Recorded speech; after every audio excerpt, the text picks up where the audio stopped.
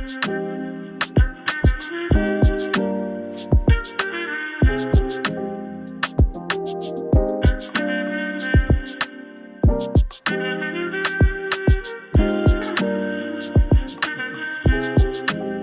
watching Slingshot the Podcast, the misunderstood voice, the culture's power. Welcome back. Today's episode is entitled Friends. How many of us have them? Do I need to go into those lyrics? This is what's so interesting about this one, right? This is Whodini, 1984. We weren't even teenagers yet when this one came out. Crazy. And I asked Charles before, we go into filming this. I say, do you need the lyrics? No, we don't need the lyrics to this. We might have been less than 12, but we knew exactly what this was all about. All about, yeah. Absolutely. All right, Charles, you know what you have to do. Here we go. Friends. How many of us have them? Friends. Ones we can depend on. Let's be friends. How many of us have them? Friends. Before we go any further, let's be friends. Yeah, there you go. Yeah, shout out to Whodini. Whodini. One of the most underrated hip hop icons ever. Yeah, absolutely. I'm glad that we're able to name these episodes after song titles, particularly of hip hop, 80s and 90s hip hop, because they are so underrated and forgotten about. And so it's just great that we can lift these back up. So this is 1984, and this song hit number 4 on the U.S. Billboard charts for hip hop and R&B. So shout out to Whodini, 1984. Yes, big year. That's right. Yeah. They also was coined as one of the first groups to go commercial. Yeah, that's a special fact. One of those cool little facts that they have about Whodini. When we're entitling an episode "Friends," and in the current climate that we're in, who do you think we're about to be talking about here? Friends, the biggest thing, or said friends, or people who act like they're friends, supposed friends, fake friends, pseudo friends, kofifi friends. Yeah, absolutely. Fake friends of Nolan Wells. Say his name. Yeah, say his name, Nolan Wells. That's right. So let's take this opportunity today to really address, not only just Nolan Wells, but those Nolan Wells that we don't even know about. And some that are very similar to Nolan Wells' situation that have not been getting the type of attention that Nolan Wells' case has. Yeah. You're a father. Absolutely. How do you take this or how do you talk about this? Have you discussed this at all with your son? I haven't, but I think he already got my sentiment. We have to stop this. Because I want to be I want to be diplomatic, right? Or democratic, should I say. But when we parents like this, I'm trying to be nice with this because y'all know I don't have a filter sometimes. So we have to stop this whole idea of soft parenting as inclusive in everything, allowing your children to do any and everything whenever they want and whatever decisions that they make. The reason why they're your child and you're an adult is because of the wisdom that you already have, which you're able to allow children to make certain choices, right, and decisions, but guide them along the way. We know when we were children, no matter what our parents said, we made certain choices that was not accurate. So by default, you should know that your child won't make some decisions that would coincide with your belief system sometimes, right? So we need to be a little bit more heavy on the hand when directing our children to certain things we know may not be in their best interest. That said, certain friend groups, whether they are all white demographic, all black demographic, good demographic, bad demographic, however you want to put it or align it, we need to be more engaged when allowing our kids to make certain decisions when we know it may turn out the wrong way. we're in no way placing blame on Nolan Wells or his parents. Absolutely not. In no way we're placing blame on Nolan Wells or his parents. Absolutely not. I think part of this conversation is just I pray for them. awareness. Yes, I Yeah, pray for them because I can't imagine losing a child. Like, I feel so bad for his mother, yeah, and her feeling that maybe she's not getting the justice that, her child deserves. yeah, I can't imagine losing a child. I just feel bad. I pray for his family, and I pray that he gets, justice. yeah. And nothing's going to bring him back. Yeah. So, what that justice is going to look like, we'll find out. Yeah. So, Nolan Wells, so if you're not aware, I don't know if you've been living under a rock and you're unaware about the Nolan Wells case. This is a young black man, college student who, from Mississippi, decided to go out with some friends on a boat and celebrate 4th of July. Yeah. Friends came back to shore, and Nolan Wells did not. And Mhm. immediately, the state of Mississippi is saying that this is just an accidental drowning. Let's move on. And it wasn't until the family engaged famed attorney Yeah. Benjamin Crump and said, "Can you just look into this a little bit more? Because we know the history of Mississippi. And we also know that we cannot allow for any governmental agency, these are elected officials in many states, coroners, attorney generals, district attorneys. We cannot allow for these folks to sweep anything under the rug. Yeah. And if Nolan Wells' mother, father want more information about what happened to their son, if they want to get to the bottom of this, that is definitely their right to do so. Absolutely. Absolutely, they're right. So I want to give a moment and shout out not only Benjamin Crump, who gets mislabeled all the time and vilified, right? We got folks calling him an ambulance chaser and other Yeah. things. Thank God for Benjamin Crump, That's who has right. brought justice to many families. That's right.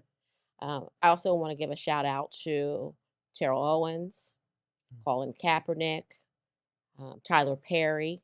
These are all celebrities that have not only been outspoken about the issue, but have put their money where their mouths are That's right. to help either for funeral arrangements or investigation or putting out a lump sum to say if you have more information about what happened to Nolan Wells to come forward. Yeah.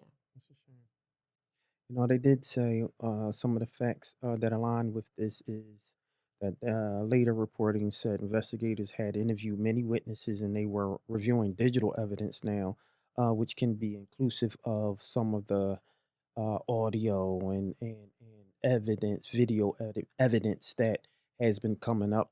Nothing are hard facts just now. They're still trying to investigate the case, but hopefully they're able to get to the bottom of it and give justice to Nolan Wells and his family. Yeah. Yeah, I pray for the family.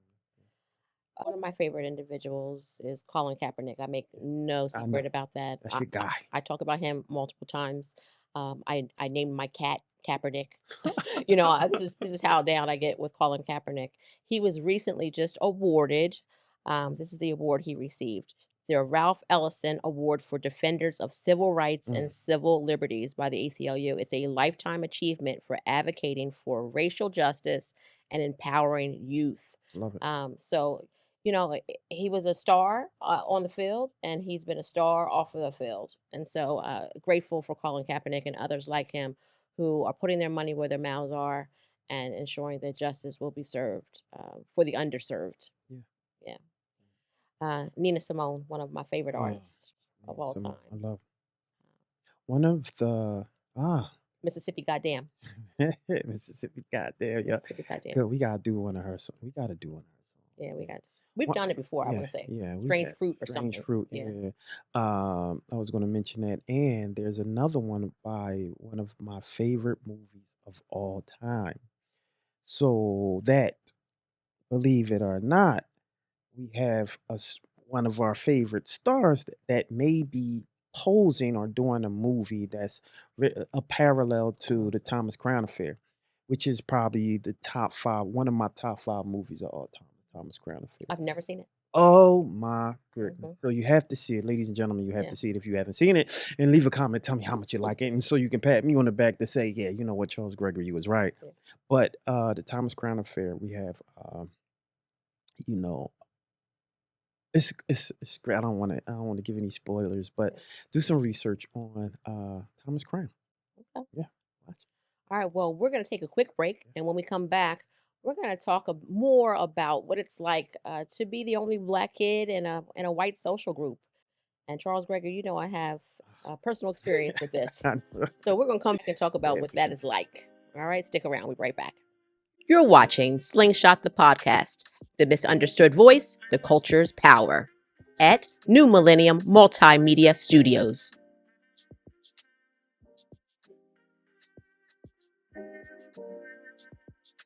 And we're back. You're watching Slingshot the Podcast, the misunderstood voice, the culture's power. And today's episode is entitled For Whodini's classic hit, Friends. Friends. How How many many of of us us have have them? them? Yeah, Friends. yeah, Okay, so the elephant in the room here. So, Charles Gregory, you're from Philadelphia. all day. Philly, Philly. I grew up in Westchester, Chester County, Yeah, they claim to be Pennsylvania, from not to be Philly. They confused not with from Philly. Westchester, New York. Yeah, All right. yeah, for sure. And I think maybe my friend group may be a little different than yours growing up. Yeah, probably. Yeah. Did you ever feel unsafe in your community with your friends? Well, the way I grew up, yes, but it may not be what because of a skin tone. It was more in the behavior that some of my friends engaged in, which I have no regrets for because that groomed me and made me who I was. Yeah. That said, I always felt that visually I fit in with my peer group, Hmm. 100%. Yeah. So, you know, there's this thing called black black flight, Yeah. right? And this is when, you know, our parents are uh, baby boomers, Boomers, yeah, yeah, yeah. right? And so to a baby boomer, success looked like moving out of the city, moving into the suburbs so that you can possibly get your child a better education, a public education, so that all of the sacrifices that you made, your children can be successful with what it is you've done as a parent to ensure that your children are receiving a really good public education and that they're feeling included and integrated Yeah. into society. And, you know, Black flight is real. You know, my family started in Mississippi, moved up to Chicago on one side of my family. I think I take my parents, my dad from the south side of Chicago. Yeah. He's raising his children in Chester County, Okay. right? And south side of Chicago is very different than Westchester, Pennsylvania. Mm. And I think that we value or place value on education and success, and what success may have looked like to some of these baby boomers was taking their children out of urban communities and putting them into suburban Yeah. communities. And I had a conversation with my mother about this, about the Nolan Wells situation, and I brought something to light she had never even really thought about. So, you know, my mom is one of the first in in her entire family to graduate from college, right? So, she was able to get that college degree and move out of circumstances that were not all that favorable into different circumstances. So, you know, she was working at Temple University, yet we were living Shout in out to TU. Westchester. Yeah. Wow. That And commute. yeah, Hmm. and I'm one of those latchkey kids. You latchkey Yeah. kid? Yep. Yeah. 100%. So Yeah. my mom's all the way in Philadelphia. I'm in Westchester. And so for me, it was recognizing who it was that lived in our neighborhood and who I had to play with. Who was my social group going to be? Right. So unless I'm going on the weekends to grandmom's house and I'm playing with my cousins, I'm not surrounded by kids that look like me Right. growing up. So I'm going to a predominantly white school in Chester County. I'm coming home to a predominantly white community and neighborhood in Westchester. And so my friend group looked very different than I did.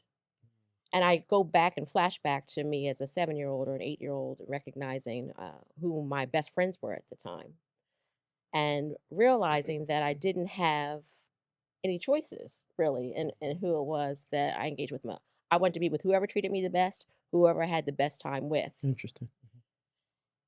And at the same time, the conversation I had with my mom is that I said to her, and I had to give her some hard truths. I said, you know, you dropped myself and my brother off in the middle of suburbia, and nobody prepared us for what we were going to experience. This is in schools, this is in our neighborhood. And so we were left unprotected. truly Yeah. from being very few black children in predominantly white schools, and what that would look like for us as young people, as 7, 8, 9 year olds, how we would be treated, how our friends would treat us, or our, quote unquote friends would treat us. And so I was lucky enough to have some really good friends that don't look like me, but we had a really good time together, and we grew up together. I'm still friends with to this day. Yeah. Yep, I'm still friends with to this day. And then there are some situations that we were not prepared for. Mhm.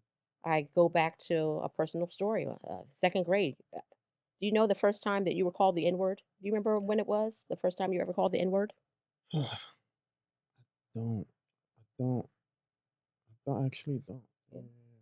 I think I remember when there was a few of us riding our bikes and a car drove by, and he's like, "You N-word," and I was like, "What?" With the ER. Yeah, of Yeah, course, yeah, of course. I feel weird just saying an N-word. I yeah, mean, I'm doing it because it's your show, yeah. but You can say it. Say what you want to I say. say nigga. Yeah. Like everybody in the groups and everybody in our community say nigga. Like, Mhm. I mean, because As a term of as a term, endearment. of course, a term is Right. endearing. But when you in your own group, peer Yeah. group, you have your own colloquialisms. That's Right. okay with us, Right. right? For us Yeah. in our own groups, not if you're outside of that group, which every peer group has them, right? But you know, hearing that, it just was so foreign because as a child, you don't really get it. You just hear it and just be like, "What?" Yeah. And it's yeah. Yeah. For me, my experience happened in the second grade on the playground. Mm, I'm seven mm, years old, and I have a young girl come up to me in the playground and call me the N word with the ER. mm. And number one, how did she learn that word at Yeah, 7 years old? I Number always one, say how that. did she Yeah, learn that word at seven I years was old? just gonna And say how that. does she know how to use it against me? Me, yeah, yes, yes, yes, yes, yes. Right. So that goes 100%. back to parenting. Now, did she say it with like vitriol? Did she say it like Oh, or did yeah. she just It wasn't a kind of? term of endearment in any way. It was the hard ER. Yeah. Because I heard children use it Yeah. that it's they're using a hard er, but they're talking matter of factly. Yeah. No, Like this it's is 1981. We weren't yeah, I'm using sure. that. Yeah, We weren't doing that yeah, back then. That wasn't we happening. can't get nobody no Yeah, we're not going to passes give now. any Yeah, outs no, for absolutely. this. I was just So saying. I remember going home Mm, that mm, day mm, from mm. school and telling my mom that this little girl called me the N word on the playground. Mm. And to this day, my mom, she was like, I don't remember this. We were going back and forth and Uh, arguing about this. She's like, I really don't remember this situation. And it's indelible mark in my mind. I know, I'll never forget this. The first it's time burnt yeah. on their tattoo. You Yeah, might remember when you lose your virginity, when you have your yeah, first kiss. yeah. You remember when someone called you the N word with the hard ER. It ain't gonna happen. So here's the solution that the school had for this situation. Because then my mom goes to the school and says, what are we going to do about this? Mm, The school's solution was to make me and that little girl friends. of course. They wanted us to become friends. They figured that was going to be the best solution. So here I am, one of very few black children in this school, elementary school. The solution was you guys just need to learn each other and Hmm. become friends. Yeah, Play this out. make her comfortable. Make her Yeah, comfortable. make her forget how you felt, but Right, make her comfortable right, because it makes you less intimidating right. when you become friends to her. Absolutely. So this is what happened next. Oh goodness. I ended up going to her house for a sleepover Oh, because that's how we're supposed to become you friends. went to the, I went to the house, oh. not Was it a recognizing. teacup and a spoon clinking together? Oh, look here. So went to her house for a sleepover. Oh And my I don't know if my God. parents recognized what they were doing or what weren't, connecting Yeah. the dots, but they sent me to the home Of of a the mother and enemy. father who were able to communicate with their daughter that I could be called the N word. Oh, And I stayed the night there. The next morning, here's the funny story that I can't get over. The next morning, this is how I'll never forget all these things at 7. The next morning, the mom made breakfast and she made her eggs sunny side up. oh gosh. I can still see them to this day. Oh, I don't do sunny side up eggs. You do sunny side up eggs? what? Yeah, we don't do No, sunny we side don't do eggs. sunny side Yeah, up. yeah. And so the mom forced me to eat this breakfast. Oh my And I had to sit at that table until I finished eating that breakfast. gagging. Not a favorite moment of mine in life. And so I tell this story to my mom because she had no recollection of it, right? This is many, many years ago. And she says, "Well, why didn't you call me so I can come get you?" Mom, this is 1981. There's no phones. I can't Yeah. just pick up my cell phone and call you and say, "Come get me." There was maybe a phone in the kitchen A on the rotary wall, phone on the wall. and I'm supposed to make a phone call in front of them. Can I call my mom and dad, please? And right. Yeah. So that was the solution that was offered by a school Oh district that was my unprepared goodness. to deal Such a with shame. situations that a young black child might encounter when essentially being part of the integration of a school. That's such a shame.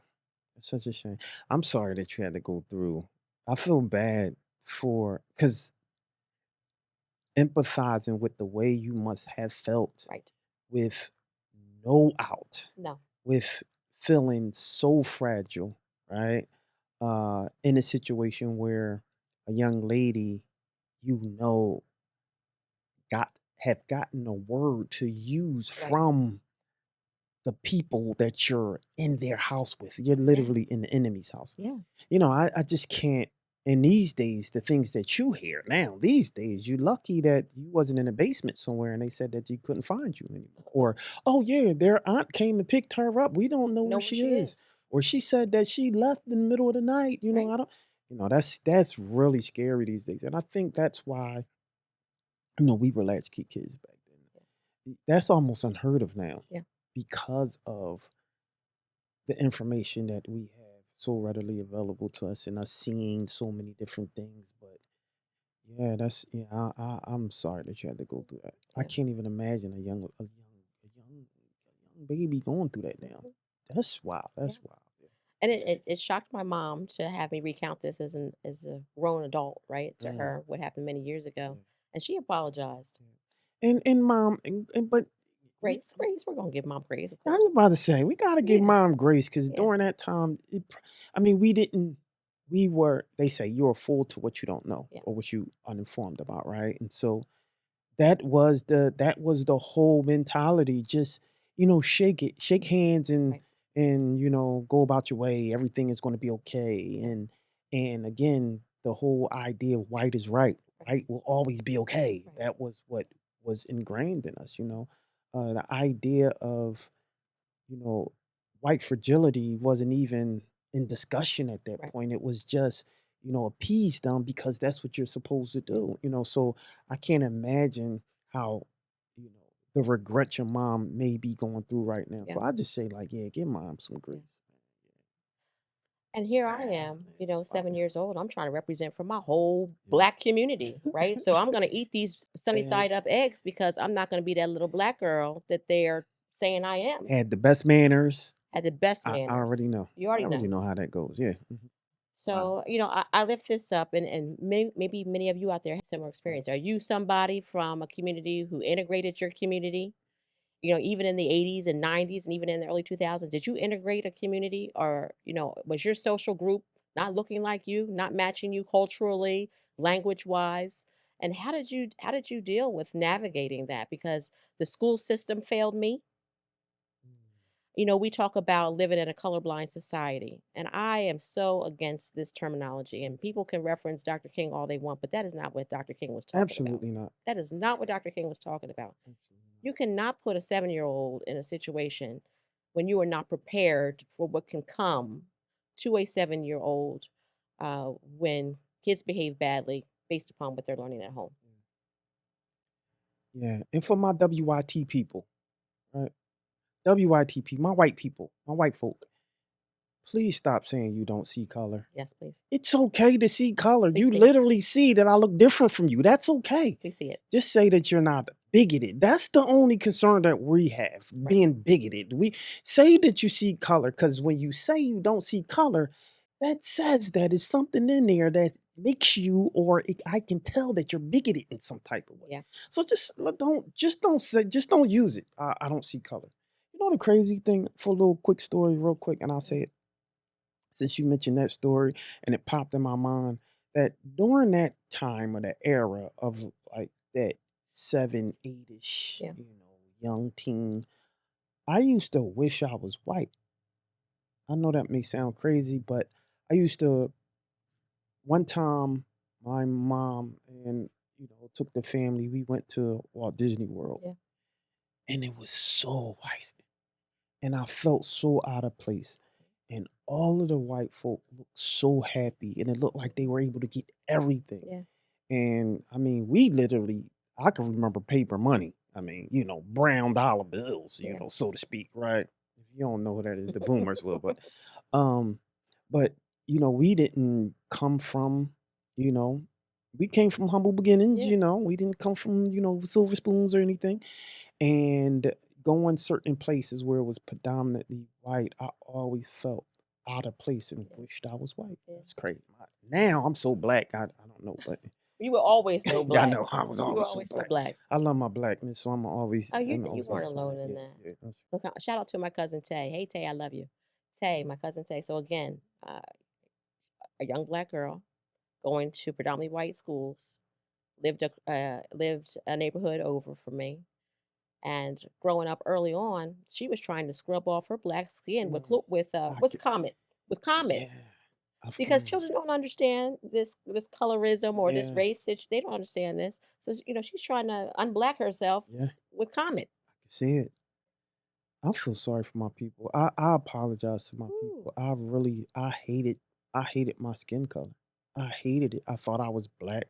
I was, too black. I thought I was called African boo boo scratches, and you know, it just this is like a therapy session we're yeah, having right here. it's It is traumatizing. It traumatizing. is Ooh, traumatizing. PTSD for sure. I love my people though. I apologize for feeling that way to my Yeah. people out there. Know that you love, know that your Yes. community loves you. We always do. And you're seen and we're here for you. So Yeah. yeah, And in every lifetime, I'm gonna always choose to be black. there you go.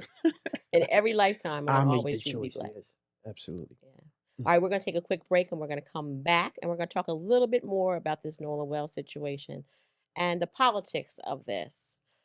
Because Black people don't lynch themselves, particularly from trees and other places, Strange fruit. strange fruit. Yeah, And there's been too many cases that's right. as of recent history, recent memory, that involve young Black youth um, losing their lives very early. So let's take a break. We're going to come right back. We're going to talk more about these topics and the PTSD that we're going to talk about during the break. We'll be right back. You're watching Slingshot the Podcast. This is more than just a podcast. This is a movement to inspire and motivate and mobilize. This is for those whose voices have been unheard, misunderstood, undervalued, and underserved. We're going to talk about sports, culture, entertainment, and we're going to use this to build power in our communities. And we're back. You're watching Slingshot the Podcast, the misunderstood voice, the culture's power. And today's episode has been entitled Friends. Friends. How many of us have them? Let's go. There we go. Friends. All right, so we're leaving off reliving our childhood, Traumatizing. traumatized by events that happen when you grow up a young Black child in this country.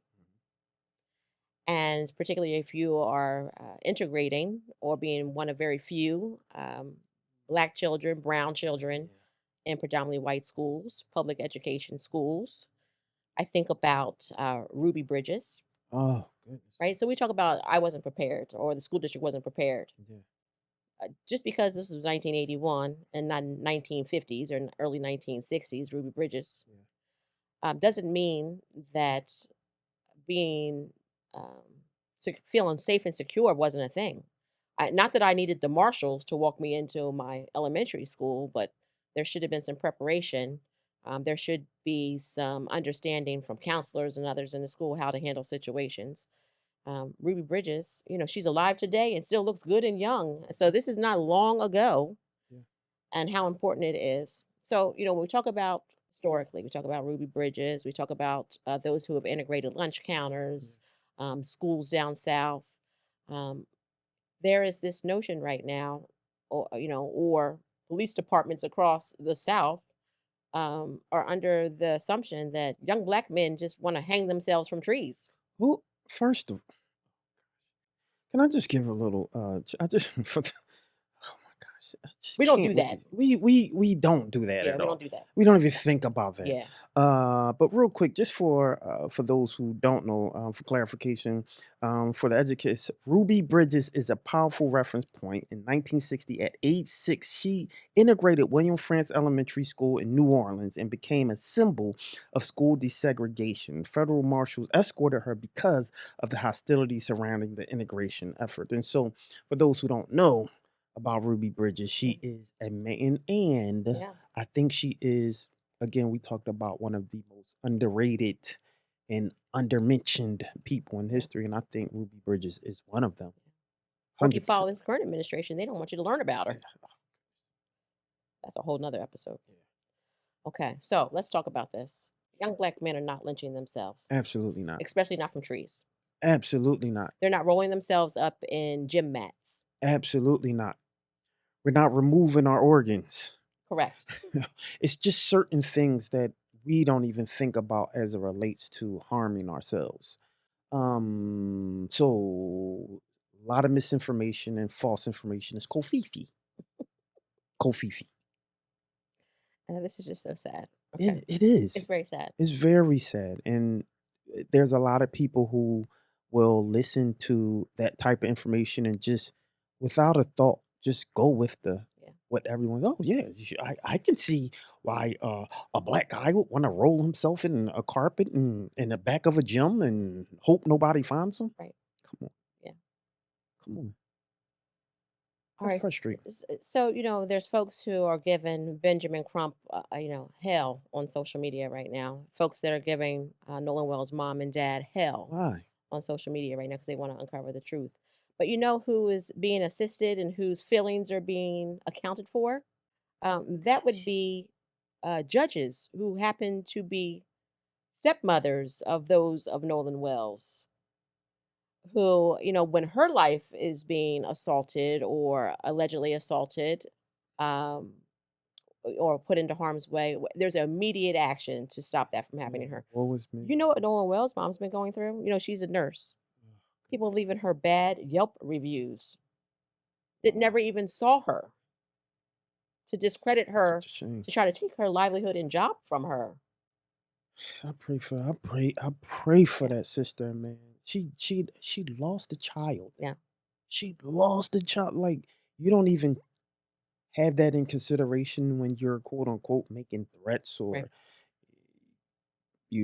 Yelp reviews, Google reviews. You don't think of that. Like Yeah, this, she lost her son. yeah. So it's like the family harassment and intimidation for white families is acknowledged, but it's not being acknowledged for black mothers Of and course not. fathers losing their children, and then also folks trying to take their livelihood on top of it. Mm, unfortunate. That's when I love when black people form like Voltron. I love black. I love I love my people. I love my people, and there's groups going around that's protecting people like Nolan Wells' mother and doing their due diligence and finding locations and doxing people. And I used to feel, no, oh, don't do that. But when you get to things like this, Yeah, yeah, it's called cause and effect. I'll say that. absolutely. Well, we're going to come to a close here. This Yeah. has been an episode in which we're probably going to need to go visit some therapists Yes, afterwards and talk this I'm through. traumatized. Reliving what happened to us, 40 plus years ago. But I want to leave on this note. What could my school district have done differently to ensure that my integration into a predominantly white public school system During that was time, during that time, during that during time, that yeah, time yeah. could have been smoother. I wish that there could have been some real conversation. And we didn't have the language back then. We're woke now. We got the language. We got the language to go with how Yeah, we're feeling and what we're experiencing. I didn't have that language at 7 years old. yeah, absolutely And so, I want us to recognize that if you are a parent out there and you have succeeded in life and you're moving your kids into a community in which they're not going to see themselves culturally or not. demographically or visually, they're going to see themselves. please have conversations with your kids. And if you are the mother of a white child and who has black friends, has Latino friends, has Asian friends, they need to understand Those that children are safe. they need to understand this is not a colorblind society, and that if you're going to take your black friend out on a boat Oh, in Mississippi, in the current environment that we're in, that you have to make sure that you are responsible for bringing oh, your friend back home. You are responsible for bringing that friend back that's home. right. Whenever I had my little white friends come stay the night at my house They with my safe. parents, But that's what I mean. because my mom made sure nothing That's happened to those right. kids when they That's were at my right. house, That's right. and that they were able to get home to mom. And you know what she was thinking? You better not do nothing to them kids. We Yeah. better make sure that they are okay, Okay. just specifically Yes. because they were white. Just And that's not a problem. That's right. how everyone should feel, Right. right? Not just a particular race or group. So I Absolutely. would say, no, I didn't mean to cut you off. Yeah. I'm just saying that it's frustrating because when they target black folk, white, you know what I heard? This is true. I heard that white families are telling their white children that if they're lost or if I anything catch that. happened, go find a black woman. Yes. Because they know that we will protect, or especially the sisters will protect anyone. Anybody. Yeah. Especially kids. Mr. Rogers said, "Go find the helper." And many people, the helper is Ooh, black women. that's right. That's right. Oh, Black women are the helper. that's right. That's right. So I just want people to recognize this. And as you are bringing up young people today in the current environment that we're in, recognize that this is not a colorblind society. And you have a friend who has a very different life experience than you, who may look different from you. And you need to protect your friends Protect from what they may encounter when they're out with you. at And all that is why we costs. cannot live in a colorblind society, because your That's right. experience is not like mine. Yeah. Thankfully, I got some white friends that's more down than me and will protect me more than I would protect me. Yeah. So shout out to my white friends. But yeah, for sure. Absolutely. Yeah. And with that, we want to thank you all for joining us today. If this conversation today sparks something in you, are you recalling something from childhood? Are you someone who grew up in a neighborhood that didn't look like you? And how did you navigate that? Let us know. Um, because this is not uncommon. And today, if we're going to protect young people's lives and ensure they get home to their parents so they can get back to college, get back to football, make sure that you're having very important conversations with your young people. And no age is never too young. If little Ruby Bridges at 6, 7 years old can integrate a school and have to learn about how it is to protect herself, your little 6 to 7-year-old can learn about what they need to do to protect their little friends too. All right. And with that, I want to thank you all for joining today's episode of Slingshot the Podcast. Friends, how many of us have them? All right. Have a good day, everybody.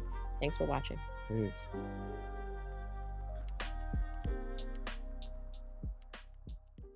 I'm Kadida Kenner, and you're watching Slingshot the Podcast, the misunderstood voice, the culture's power.